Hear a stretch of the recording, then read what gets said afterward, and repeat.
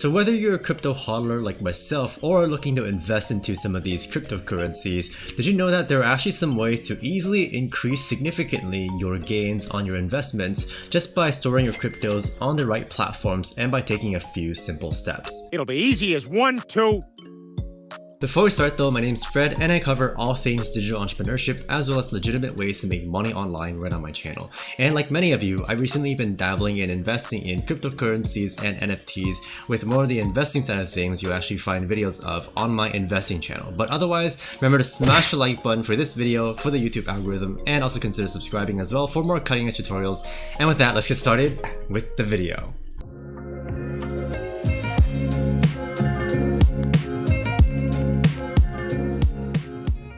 So for each section, I'm first going to briefly run through how each method works and then go through some of my personal decisions in terms of the platforms I use and methods I use to get additional money or crypto earned on what I already have invested in crypto. And again, so this video does mainly apply to those of you who have already invested in any sort of cryptocurrencies, and this does work for various types of altcoins aside from Bitcoin as well, or those of you who are looking to invest very, very soon. However, towards the very end of this video, I am going to introduce a way for you to earn some passive income, so to speak, through crypto without having to actually buy any crypto in the first place. It's showtime. And with that, first of all, we have lending out cryptocurrency through specific interest accounts, which is actually very similar to storing money in a bank in a savings account where you can actually earn interest. But in this case, you're actually storing your cryptocurrencies, and it doesn't actually just have to be Bitcoin, it can be altcoins as well, in a specific platform. And there are different platforms that offer different interest rates, where each platform also offers different interest rates depending on the altcoin or cryptocurrency that you're storing on it. I haven't a clue what's going on here, but I'll act like I do.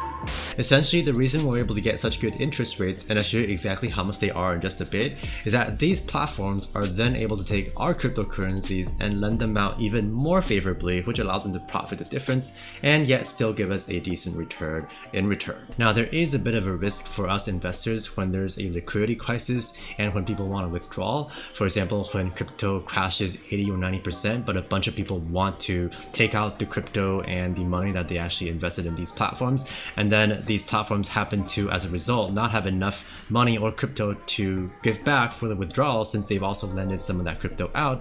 And this could be a problem because these crypto platforms are not currently insured compared to, say, banks or stock brokerages, which are. And so what I like to do is I only stick with the most renowned, most popular platforms and the largest ones that also to happen have these so-called custodians that actually help them make their platform and their assets much more secure and just safe to invest in. But again, none of this is financial advice, and you should definitely invest at your own risk. Of course! And with that, let's get into some of the platforms I personally use and highly recommend, as well as the interest rates that they offer, which, by the way, can actually fluctuate and change pretty frequently depending on the crypto's various coins prices. So you should definitely pay close attention to that if you're going to be trying this. And I personally have had to transfer my funds to different platforms to optimize the yields, because, for example, one of my previous platforms that I get to that I've been using had actually decreased their yields or their interest rates, which means I was better off moving those cryptocurrencies to another platform to earn better interest on that. And the cool thing about doing all this is that your yields don't get tied up.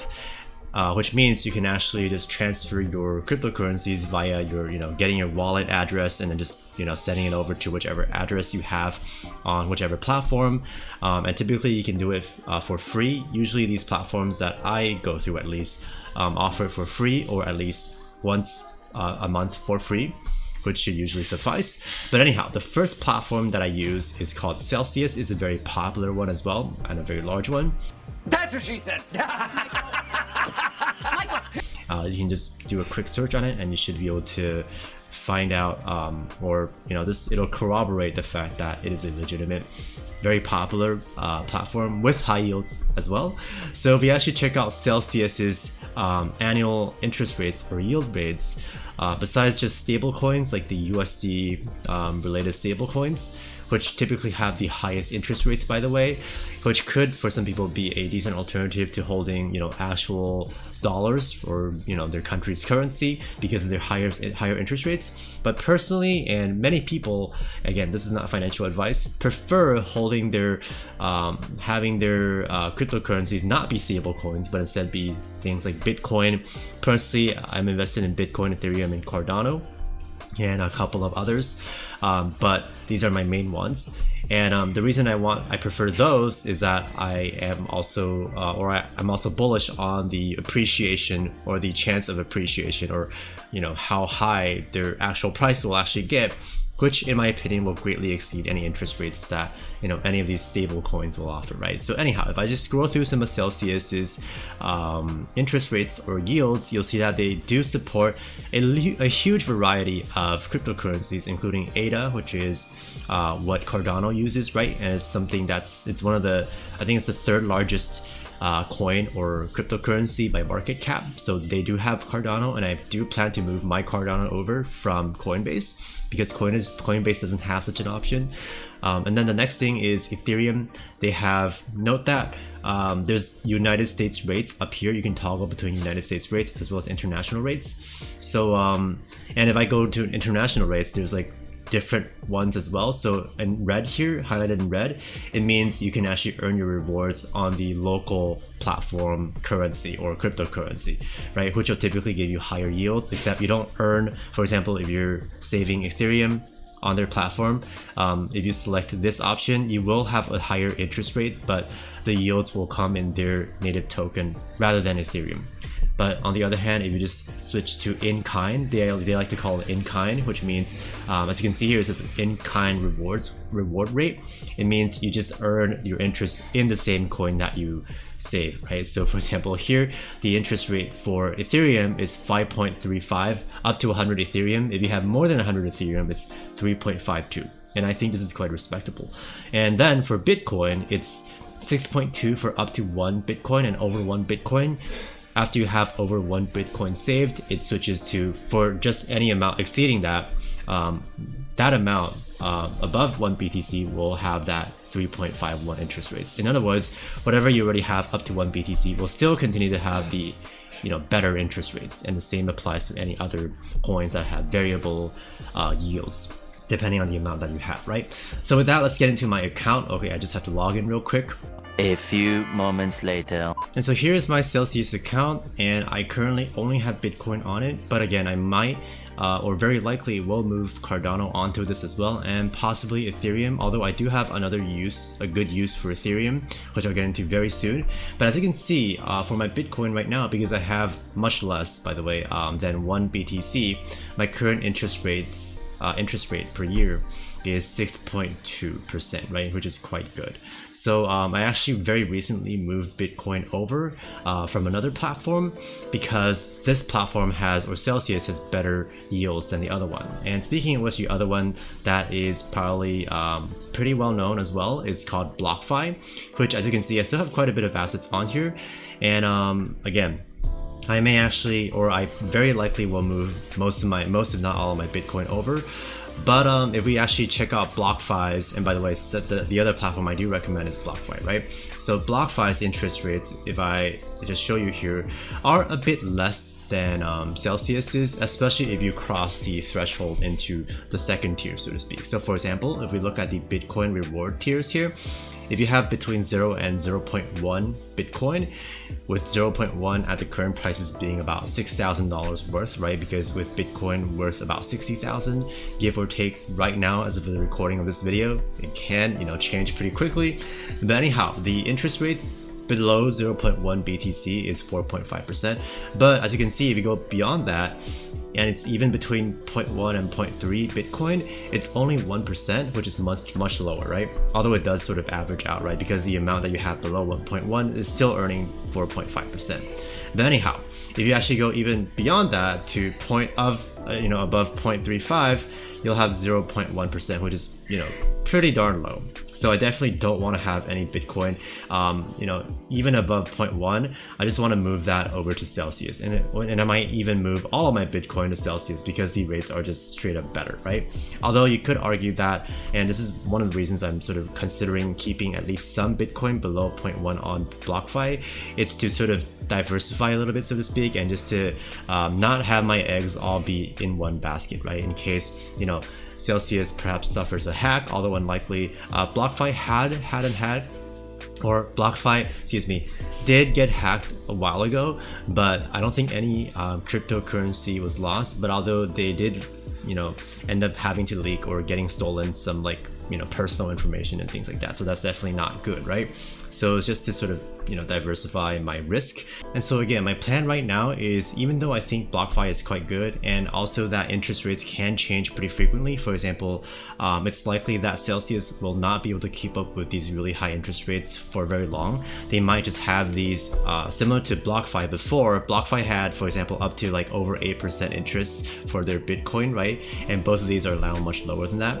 So what I mean is Celsius might actually lower their yields if they actually get enough users and popularity on their platform, right? Even though they are already quite popular, but I still believe BlockFi, the reason again that BlockFi has lower interest rates is that they believe that they already have enough users, and thus don't think they have to really promote their platform as much anymore, right? But we'll see. So it would do you good to definitely check on these interest rates pretty frequently, as I've been doing. Anyway, my plan, by the way, right now is to again move many of my funds off of BlockFi onto other platforms, namely Celsius, mainly for Bitcoin.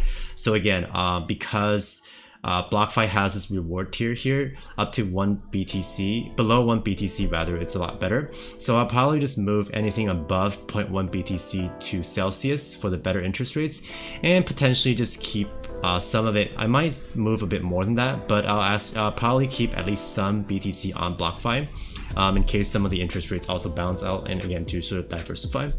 And as for Ethereum, I only have up to 0.1 or 1.5 rather Ethereum on BlockFi for that 5%. Okay, even though Celsius is slightly higher, I don't think it really justifies me having to move it that much. So for Celsius it's 5.35%, whereas on BlockFi it's currently 5% for up to 1.5 ETH. Okay, so again, for Ethereum I only have 1.5 or slightly over 1.5 ETH.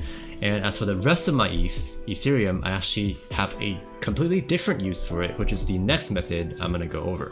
And by the way, Nexo, NEXO, is yet another platform that offers decent interest rates that is, I believe, fairly popular as well. Although I don't personally use it, I haven't tried it before, so I can't really speak for it too much.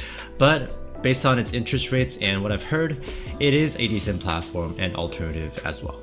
And onto the second method, we have one that many people might have heard of before, and that is staking, which actually just means, as opposed to proof of work, we have proof of stake, which is basically putting in your cryptocurrencies to help validate transactions rather than doing mining. And with proof of stake, because you're not supposed to move your cryptocurrency, by setting your cryptocurrency there to do the validating, you actually get rewarded in turn. And as for my recommended platforms for doing staking, we first of all have Coinbase, which is a publicly traded company and is one of the largest companies that deals with cryptocurrencies, buying and trading, storing your cryptocurrencies, as well as other features such as staking. So if we actually dive into my account, I actually have two different assets, well several, but two main cryptocurrencies that I've invested in that I store on Coinbase right now, which are Ethereum, namely Ethereum 2, but it's technically not, and I'll tell you why it is in a bit.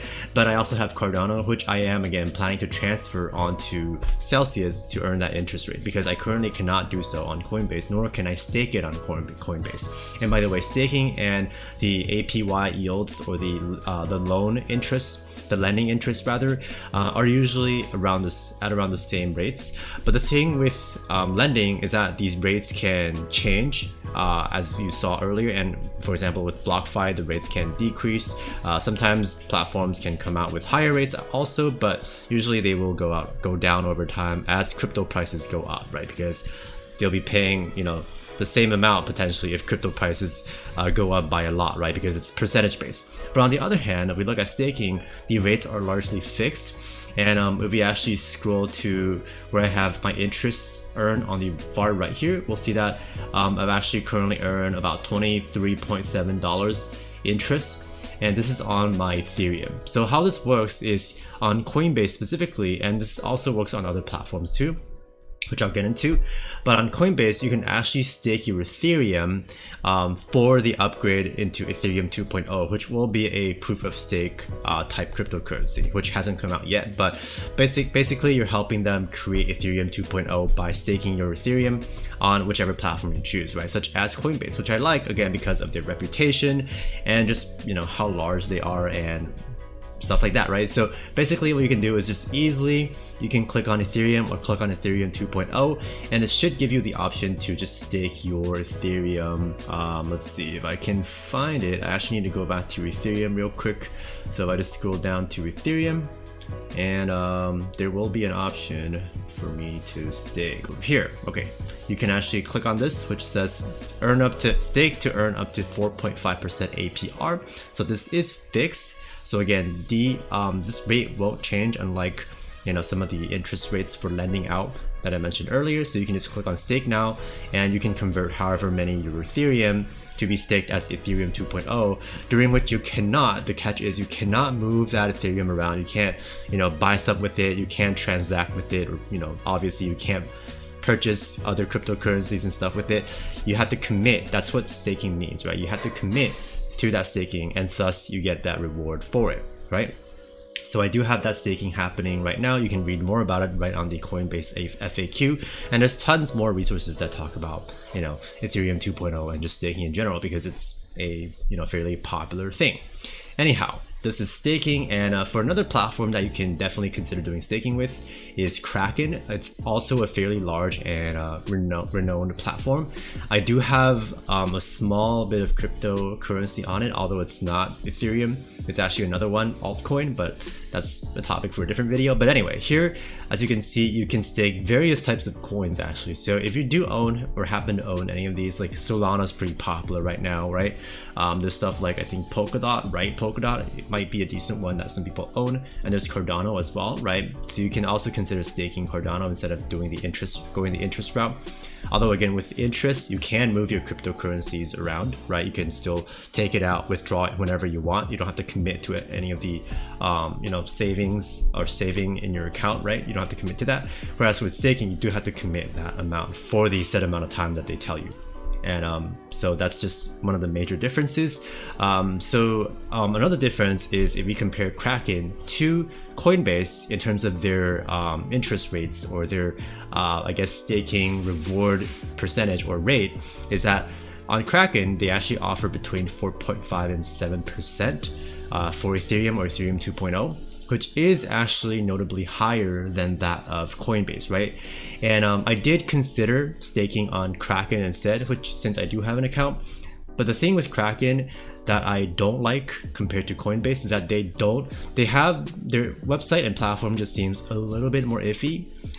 Personally, I wasn't able to set up two-factor authentication, which is basically another security layer that you use with like an authenticator on your phone or something to add in, to type in another code that they randomly generate for you to log in, or whenever you log in, right? Which will be that added security so that other people don't hack into your account.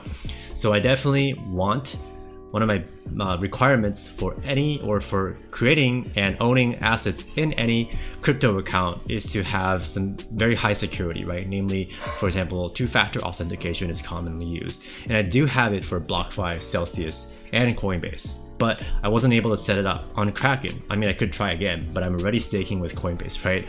But I could try again, sign into my account, and try setting up two-factor authentication with Kraken. But previously, I tried a few times and I wasn't able to do so. Hence, despite the higher rates, I actually chose Coinbase instead.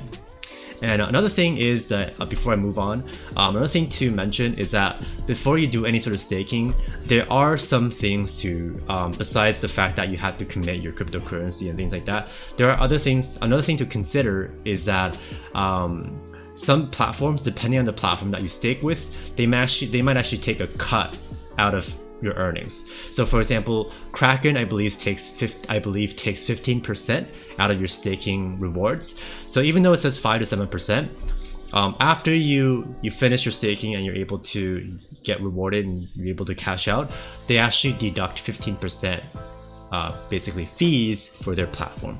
And the same applies to, or something similar applies to Coinbase, although their fees are a bit higher. I believe it's 25%. So the rates are even lower that way on Coinbase, right? But again, I prefer the security on Coinbase, and that's why I'm using it. And another cool thing about Coinbase that I forgot to mention is that they actually say that in the future, or hopefully the near future, they're going to actually allow you to use whatever staked Ethereum you have, despite it being staked and typically locked up, right? So usually when you're staking a cryptocurrency, again, you're not supposed to use it because it's like locked up, and hence you get rewarded for, you know, doing that staking. But Coinbase say that they're actually going to, on top of allowing you to stake, they're actually going to give the option to use whatever, you know, funds or Ethereum specifically that you've staked. So that could be really convenient, especially if they even open up to more functionalities on the platform, and perhaps if you just need to use that Ethereum to, you know, buy something, or, you know, even sell it perhaps, or just do whatever you want with it. And moving on, for a couple of bonus methods to consider. First of all, we have mining, which I actually did a little bit of because I happen to have a decent graphics card, which is well optimized in fact for mining. And if we quickly check my account on, by the way, NiceHash is the platform that I use to do simple mining. So all you really have to do is to you don't necessarily even have to download any software, although I do recommend it. So they have basically two versions, where a quick version is you just activate it with your browser. The second one is you can download a simple software and you can just turn it on and off, and that's pretty much all you do. You just log into your account, like the one I have here, to check, you know, how much you've mined, your profitability, and some of your settings that you can also tweak and experiment with as well. And I also have a full-on tutorial on mining, which I'll link in the description box below if you're interested. But if you look at my current earnings, I have about $294 US, this much BTC that I've mined purely just from passively running it on my computer, the NiceHash software. So it's really actually just, you know, a great bonus that I have, which basically almost paid for my graphics card, even though it does, you know, work my graphics card and take some electricity. But this was well worth it for me, right? But I'm currently sort of stopping because I'm sort of saving my graphics card to not overwork it and just, you know, save it for things that I enjoy, like gaming and stuff like that, right? Because I feel like I've earned enough on it. Anyhow, to figure out whether or not it's profitable, you do have to have a specific graphics card to justify using it for the electricity costs that you have, right? So NiceHash has conveniently provided a profitability calculator on which you can enter in your CPU or GPU, depending on, you know, whatever you're mining with, or both, to show you the efficiency of your rig or your setup. And in addition to that, and all of this I cover in my tutorial, again, which is in the description, you can also, or you should also, check your electricity costs wherever you live, to actually, you know, factor that in to, you know, however much you'll actually earn through doing mining, right? And whether or not it's actually worth it. Okay, so the NiceHash calculator also shows on the so here with your calculator, you can indeed type in your electricity costs, which you can check here, globalpetrolprices.com, or like on Google, right? So you can punch in your electricity costs, basically figure out or select the GPU graphics card that you have, and you can pretty much find out what your net profit is. And if you're feeling especially adventurous, yet another method that you can consider is being a liquidity provider. And essentially how this works is there are certain decentralized finance applications where people like you and I, potentially, although I don't recommend this, but this is also not financial advice, so you should decide for yourself anyway.